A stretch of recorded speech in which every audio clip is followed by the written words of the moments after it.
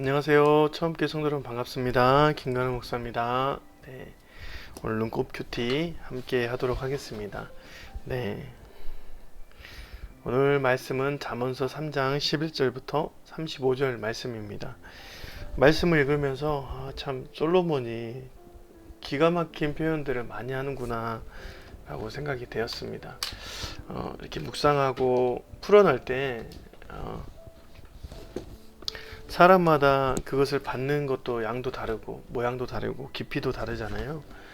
어떤 사람에게 또 다가오는 그런 부분도 다른데, 솔로몬은 하나님께서 말씀을 읽는 것, 또 사람 주변에 있는 그런 것들을 보고 해석하는 것에 대해서 하나님께서 큰 은혜를 주신 것 같습니다. 그래서 그가 말하는 표현들은 참 시적이지만, 이제 뭐 이렇게 말하면 좀 그러지만 고급적인 표현들이 많이 있습니다. 그래서 함께 보고, 또 그 솔로몬이 당대 최고의 지혜자였던 것처럼 그의 그 지혜가 우리에게 남겨져 있는 것 자체가 축복인 것 같다는 생각을 합니다. 물론 솔로몬이 이후에 하나님을 배반하고 이방 여인들과 우상을 섬기는 삶을 살았지만, 그가 하나님 앞에서 지혜를 받은 그 경험들을, 또 그 해석들을 우리에게 전달해주는 이 잠언서는 우리에게 축복임에 틀림이 없습니다.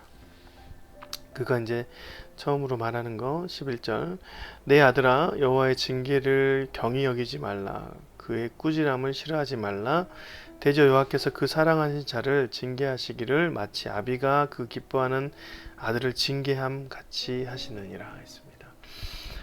솔로몬이 보기에 하나님께서 우리를 징계하실 때 있다. 근데 그 징계가 진짜 몸소리 칠 정도로 싫어. 나는 안 받을 거야. 하나님 왜 이렇게 해? 라고 이제 생각되어질 때 우리 관점을 완전히 바꿀 만한 말을 합니다. 징계를 경히 여기지 말고 또 꾸지람을 싫어하지 말라. 그것은 사랑하는 아비가 자녀들한테 하는 목소리인 것이 맞기 때문에 그것조차도 기뻐할 수 있는 자가 되어야 된다라고 얘기를 합니다. 우리가 하나님께서 말하는 것은, 하나님께서 말씀하시는 것은 모두가 우리에게 유익이 되죠. 근데 그분이 말할 때 우리에게 징계를 내리시듯 꾸지람을 내리실 때 그것을 우리가 싫다고 표현하는 것이 아니라 마땅하다는 것을 표현해주는 문구인 것이죠. 13절, 지혜를 얻는 자와 명철을 얻는 자는 복이 있는데, 14절, 이는 지혜 얻는 것은 은을 얻는 것보다 낫고 그 이익이 정금보다 낫다. 지혜가, 또 명철이, 그 얻는 것이 어떤 순금을 얻는 것보다 훨씬 더 낫다라는 것입니다. 오히려 15절에는 진주보다 귀하니 사모하는 모든 것으로도 이에 비교할 수 없다. 하나님의 지혜, 하나님의 말씀, 그분이 주시는 그런 놀라운 지혜는 이 세상의 재물보다 훨씬 더 낫다라는 것입니다. 그의 오른손에는 장수가 있고 그의 왼손에는 부귀가 있다. 지혜로운 사람들의 오른손에는 장수, 군인의 장수가 있고 또 왼손에는 부귀가 있다. 그럴 만한 지혜가 있다. 그래서 지혜를 얻는 자는 즐거운 길이고 다 평강 안에 있고 생명나무의 안에 있는 지혜를 가진 자는 복되도다 라고 얘기를 합니다. 그래서 그 지혜는 어디서 나오는가 라고 했을 때 20절에 보니까 29절 20절에 여호와께서는 지혜로 땅에 털을 놓으셨으며 명철로 하늘을 견고히 세우셨고 그의 지식으로 깊은 바다를 갈라지게 하셨으며 공중에서 이슬이 내리게 하셨느니라 했습니다. 자연을 보고 하나님의 지혜가 얼마나 깊은지 말하는 장면이죠. 주님이 말씀하셔서 땅에 털을 쌓는 것을 주님의 지혜로, 여호와의 지혜로 만드셨고, 하늘을 견고히 받치게 하는 그런 것들은 하나님께서 자신의 지혜로, 지식으로, 자신의 섭리로, 질서로 만들어 놓으셨다. 그리고 그 그분께서 깊은 바다를 갈라지게 하시는 유일한 힘이 있고, 그분이 우리는 상상도 못할 그 놀라운 일들, 그 일들 중에 하나가 공중에서 이슬이 맺혀지는 그 현상. 이렇게 공기가 찬바람과 더운 바람이 만나지면 그 수증기가 생기는 것을 보고 얘기하는 것 같아요. 그러니까 공중에서 이슬이 맺혀지는 그 현상조차도 그분의 지혜 안에서 발견되어진다 라는 것입니다. 여러분, 솔로몬이 봤던 하나님의 지혜는 이 모든 만물을 운행하시는 지혜인 것입니다.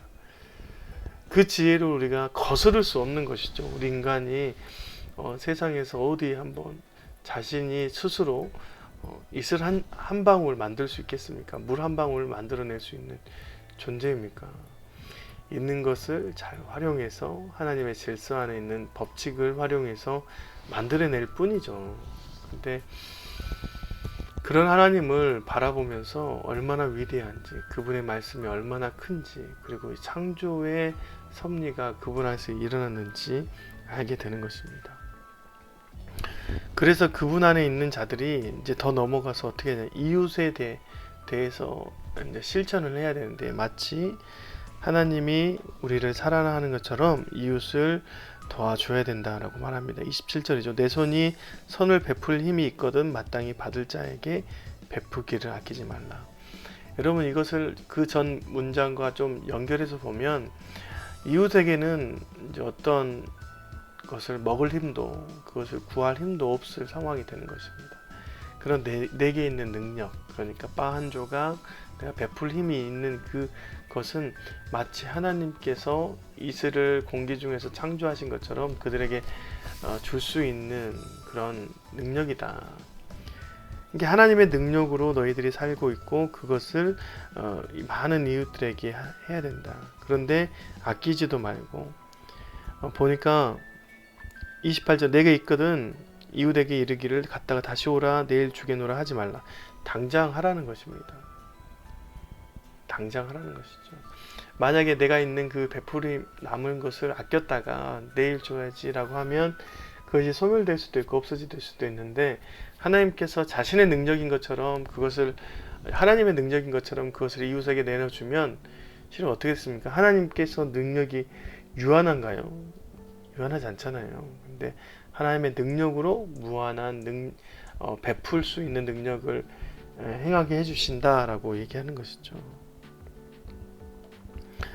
그래서 항상 주님 안에서 그 능력으로 사람들에게 베풀고 힘을 받아서 살아가야 된다라고 얘기를 하는 것입니다. 그리고 패역한 자는 32절에 대저 패역한 자는 여호와께서 미워하시나 정직한 자에게는 그의 교통하심이 있다. 하나님께서 끝까지 하나님의 그 언약 안에 있는 사람, 그 지혜 안에 있는 사람들은 끝까지 편이 되어 주신다라고 얘기를 하는 것입니다. 34절 35절을 보겠습니다. 진실로 그는 거만한 자를 비웃으시며 겸손한 자에게 은혜를 베푸시나니 지혜로운 자는 영광을 기업으로 받거니와 미련한 자의 영달함은 수치가 되느니라. 예. 영광이 다른 것이죠. 이제 마지막에 보여질 영광이 다른 것입니다. 하나님의 그 안에 있는 자들은 겸손한 자에게 은혜를 베푸시고 마지막 영광을 기업으로 받게 된다. 이 영광은 하늘에 있는 영광이지만 이후에 있을 땅 안에서 하나님의 자손으로 살아갈 때 받아들여질 그 영광인 것이죠. 세상에서 존귀함을 받는 그런 영광을 말하는 것입니다. 그리고 나중에 패역한 자들은 아무리 그들이 영달함이 있어도, 이제 좀 뛰어남이 있어도 마지막에 그것은 수치로 남는다라고 얘기를 합니다. 오늘 말씀 여러분이 한 절 한 절 보면서 주님께서 주시는 그 은혜로 나아갔으면 좋겠는데요. 여러분들 안에서 그 은혜가 얼마나 귀한지 생각하시고 그 은혜대로 하나님의 편에 되어서, 하나님이 여러분의 편이 되어서 여러분이 그 주님의 지혜로 살아가시는 그런 하루하루가 되었으면 좋겠습니다. 오늘도 감사합니다. 또 내일 또 뵙겠습니다. 안녕히 계세요.